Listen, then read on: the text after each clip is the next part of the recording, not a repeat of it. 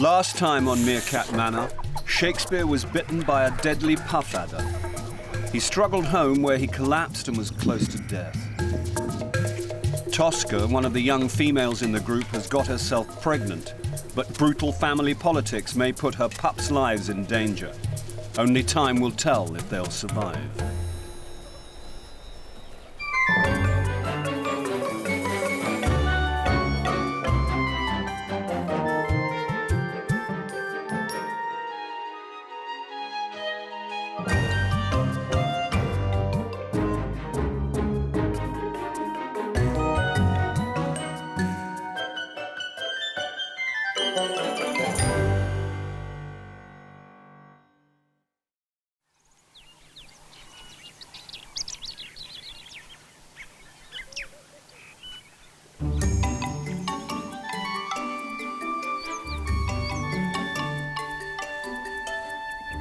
It's 6 in the morning, and like working mothers all over the world, Flower is first up.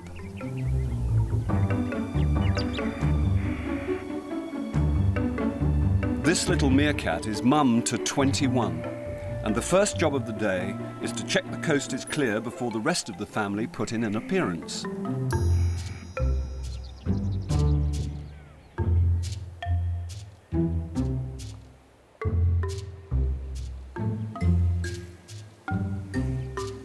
One by one, the rest of the gang drag themselves out of their bedrooms.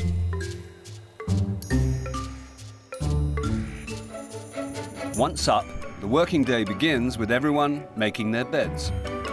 Their burrows are built in soft sand and need constant attention. And here on the edge of the Kalahari, that means digging.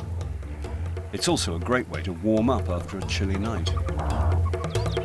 Flower is the boss, and she takes no nonsense from anyone. She'll be watching closely to make sure that everyone pulls their weight.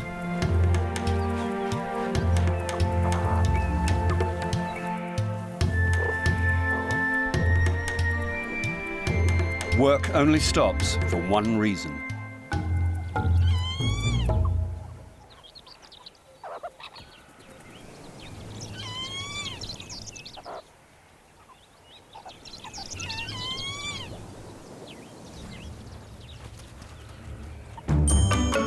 This gang of wild meerkats are known as the Whiskers. They've been the subject of a 10-year study into their lives by Cambridge University.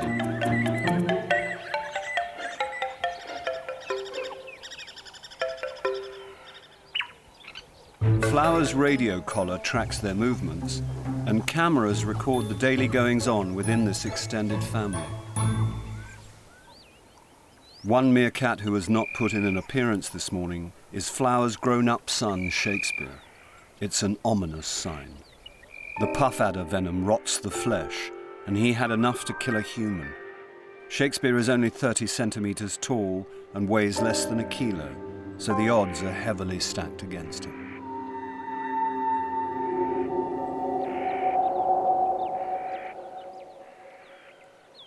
At least Flower's 4-week-old pups will be coming out and are guaranteed to cheer everyone up.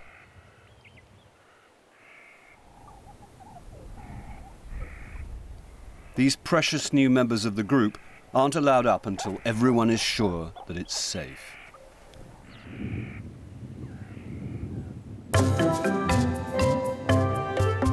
They'll soon be strong enough to follow the grown-ups out on their daily hunt for food, but for now, they're happy to stay home and annoy their babysitters.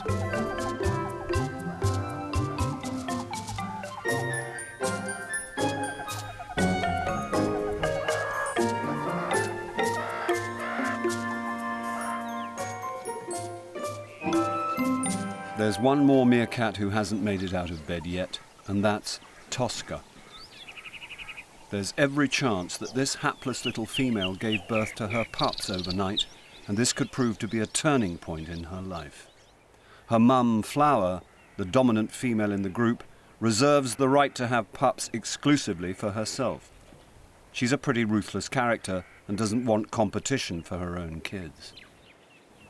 She may well decide to kill her newborn grandchildren, so Tosca's mistake could cost her dear.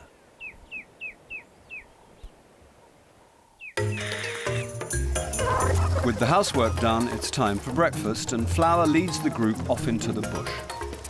Their territory covers 3 square kilometres, and they need every metre of it to supply enough food for this family of 33. Forget bacon sandwiches and shredded wheat. It's millipedes and beetles on the menu.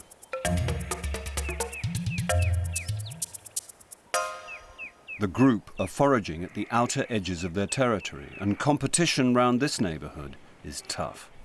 Rival meerkat groups often try and steal parts of their territory, so the group always keep an eye out for strangers.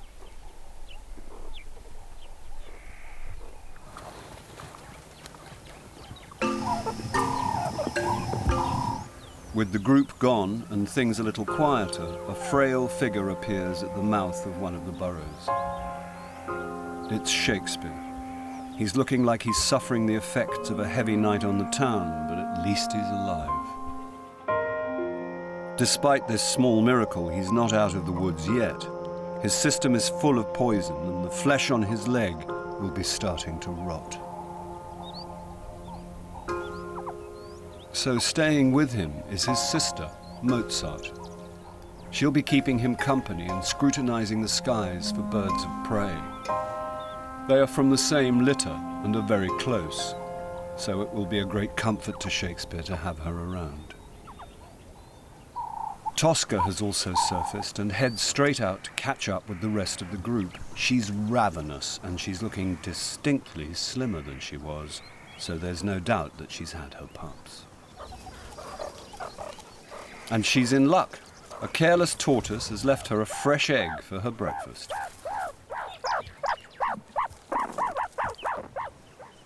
Flower hasn't spotted her yet, but when she does, she'll smell the pups, and there'll be trouble.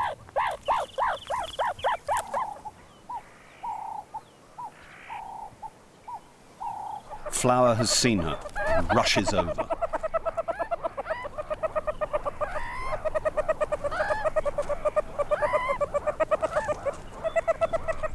Tosca apologizes profusely, but unfortunately, sorry isn't good enough.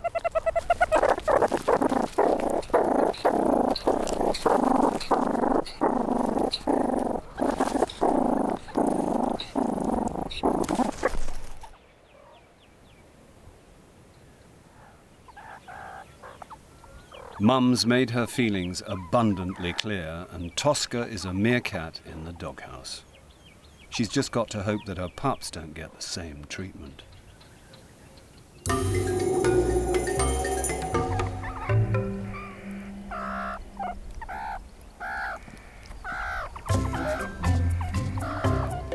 Back at the burrow, Flower's pups are sitting pretty. They've nothing to fear from their mum and are becoming more and more confident.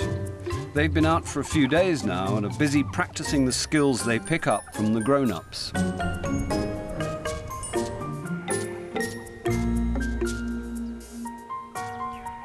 The pups live in blissful ignorance of any threats that might surround them, but the babysitters are not so naive.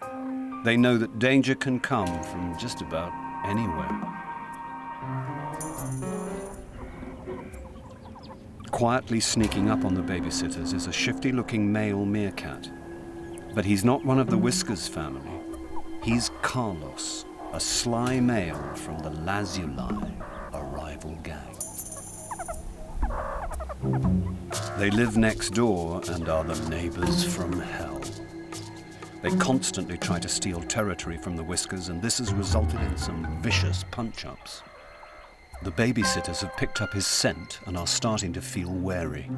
What does this stranger want?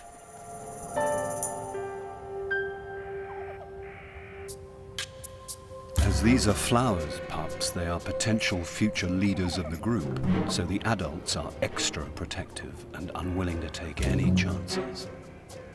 One thing's for sure, this visitor is not at all welcome. The babysitters decide to try and warn the stranger that he's on Whiskers' land by laying down lots of scent marks. It's like putting up a sign saying, "Private, keep out."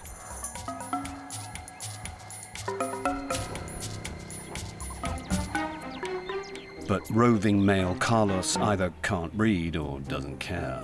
He puts down his own scent mark in direct defiance and gradually moves in closer to the burrow. At this stage, there's no telling what he has in mind.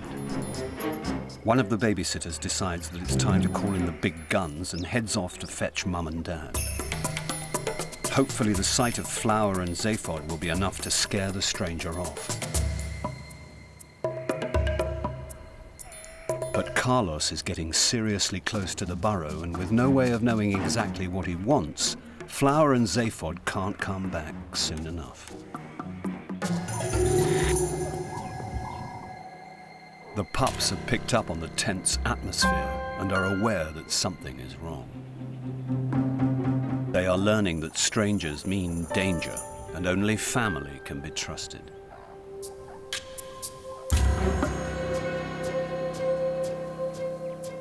He's just meters away now.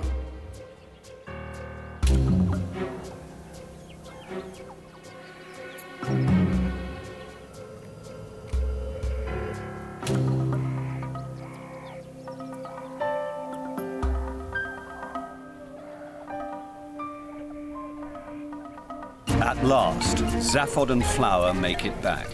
They immediately set to work laying down their scent, asserting their ownership of the land. The roving male Carlos can sense that these two mean business, and besides, Zaphod is a lot bigger than him.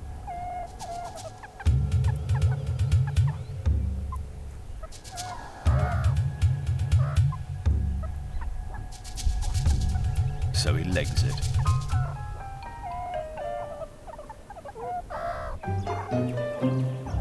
But this has all been a bit disturbing, and everyone is left feeling uneasy.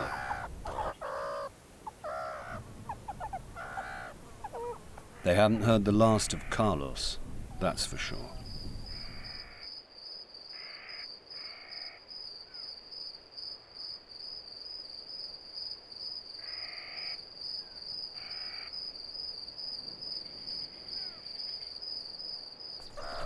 The main group are still out foraging, and there are rich pickings. Meerkats have a territory range of about 3 square kilometers. It's just enough to sustain them so long as they visit different parts of it every day. So the group head to a new area each morning, allowing previously plundered zones to regenerate.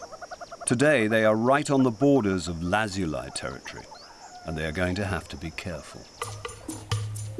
No job is considered too small, especially when, like Tosca, you have tiny pups to feed. She's dug up an ant's nest, but this is what you call seriously fast food.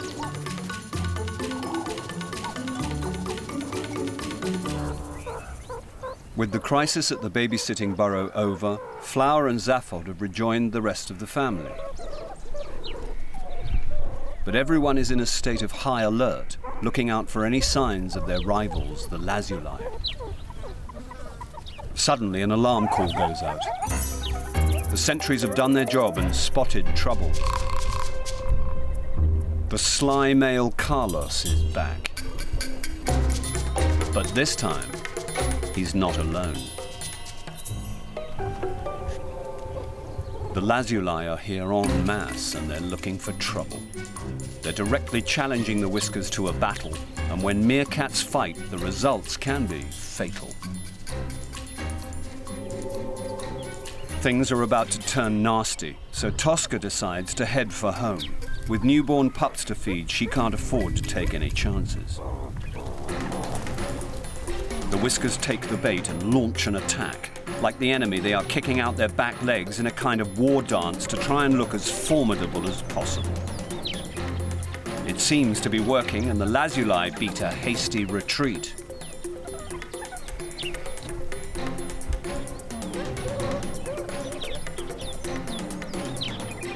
The whiskers are left feeling confused and anxious, laying down their scent to reinforce that this is their territory.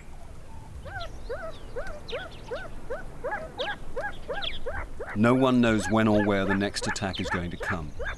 All they know is that it's not over yet, and if the lazuli were to win, they could kill Flower's pups. Back at the burrow, Shakespeare is oblivious to the drama facing the rest of the gang. He's still suffering the terrible effects of the puff adder bite. Mozart, his sweet little sister, is keeping her vigil over him. There's little she can do for him, except to watch for predators and offer him some companionship. She could be out finding food for herself, so it's a kind and unselfish act, and is probably the only thing keeping him going. Shakespeare's wound is becoming swollen and infected, and as the hours tick by, his hold on life gets weaker and weaker. The trouble is, when you weigh less than a bag of sugar, each day that goes by without food brings you closer to starvation. He can only hope he feels better soon. Tosca arrives back and immediately goes underground to check on her pups and give them a feed.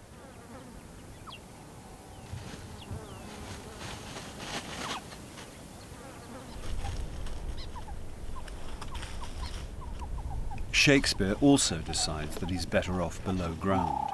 It's just as well. If the trouble with the lazuli reaches the burrow, he will be helpless to defend himself.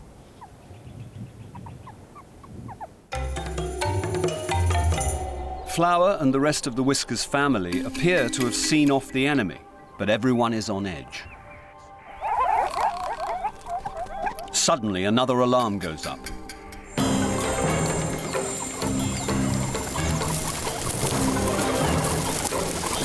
The lazuli are back and they mean business. It seems they're intent on taking over this part of the Whiskers territory. But their opponents are equally determined not to give it up.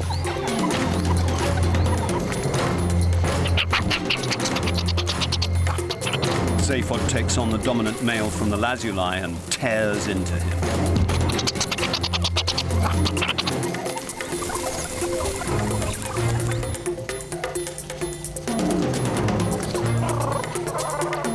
The lazuli are forced into a final retreat.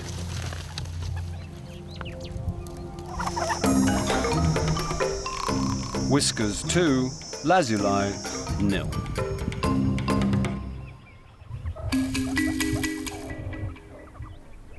It's been a frightening experience, but everyone is safe. The Whiskers have triumphed and the lazuli have been sent packing.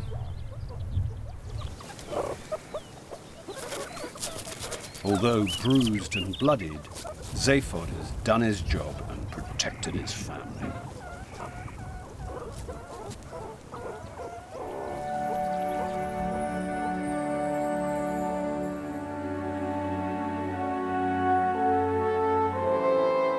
A couple of hours later, in the fading light, a familiar figure reappears.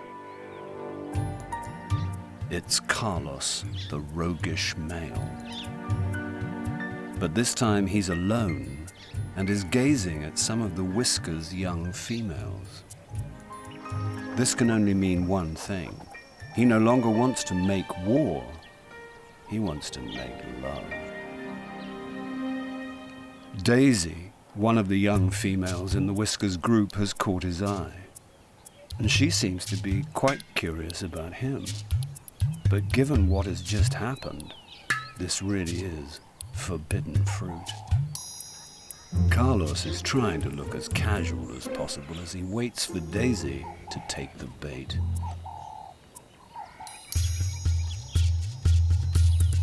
It's a dangerous liaison worthy of Romeo and Juliet, and both of them look a bit shifty.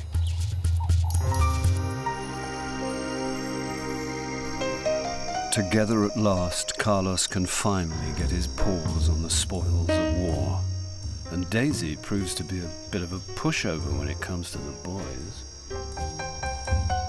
It's most likely that this was what Carlos was after when he approached the babysitting burrow earlier in the day. Young males never mate with females brought up in the same group, so have to take their chances with females from other families. This is his lucky day. However, the rest of the Whiskers group have noticed she's missing, and they are desperately trying to see what this dirty stopout is up to. Carlos and Daisy are too wrapped up in themselves to care what anyone else thinks. But Daisy is going to have to face the music when she gets home. The family are going to be furious, and if she gets pregnant, there will be hell to pay. The group are getting more and more agitated about Daisy. It's getting dark and she's still not home.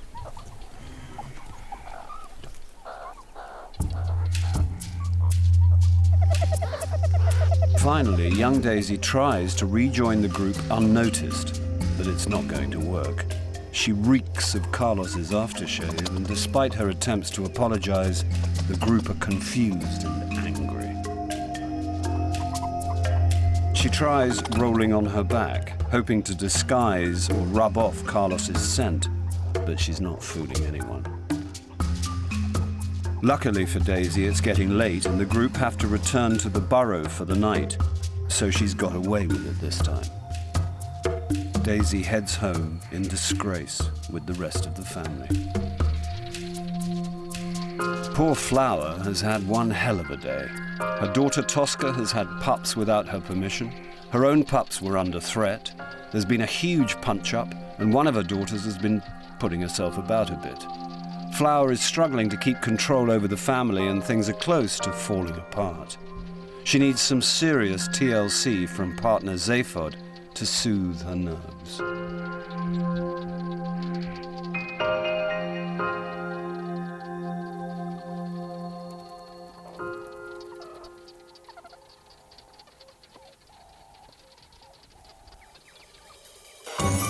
Next time on Merkaat Manor. He's survived the snake bite, but without the strength to look for food, Shakespeare faces starvation. And as Flower discovers another of her daughters has given birth, the stage is set for a murderous collision course with her wayward girls.